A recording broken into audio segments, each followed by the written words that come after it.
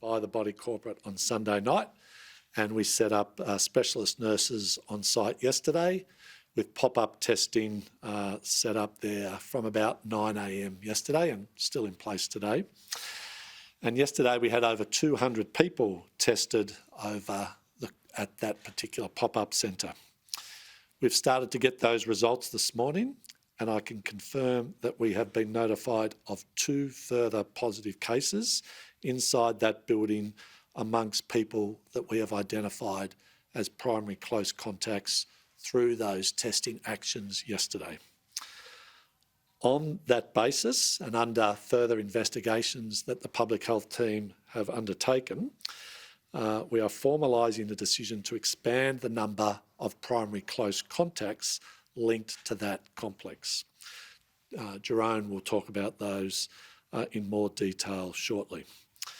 More broadly on vaccines, more COVID vaccine doses have been delivered to Victoria than any other state, with over 1.7 million doses across the state clinics and through our GP partners and through, of course, the Commonwealth's program in private residential aged care.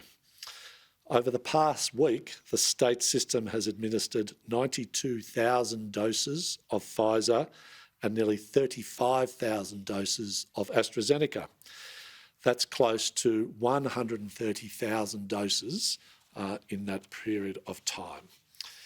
Victorians have proven that they want to be vaccinated, and Victorians have taken the Commonwealth at their commitment after the last National Cabinet that there was no need to stockpile second doses, that the Commonwealth would do that and would deliver to the states the vaccines they needed to achieve that second dose.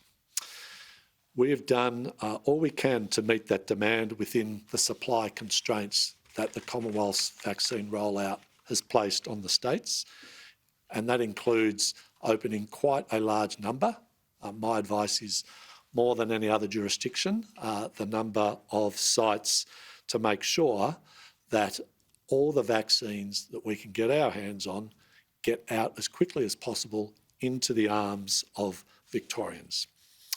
Today, we have 49 open access sites, as well as programs that focus on providing targeted access for at-risk communities and for others who will get the enhanced access and benefits and the convenience of direct delivery of vaccines.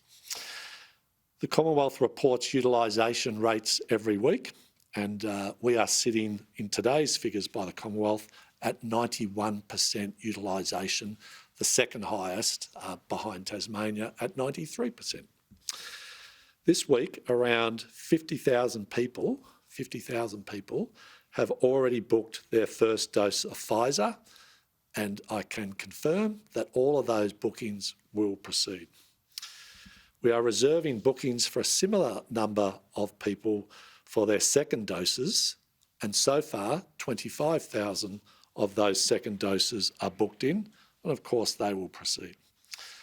To manage the demand within the constraints of the supply that the Commonwealth's program enforces on the states, we are now in a position of having to just calibrate those new bookings, so no further new first dose Pfizer bookings will be available this week, and no walk-ups will be available for Pfizer this week. We need to preserve space within the system for those people who have come forward in such strong numbers over recent weeks to get their second Pfizer dose within the time frame that the Commonwealth's technical group on immunisation sets as to what the period of time for that second dose should be.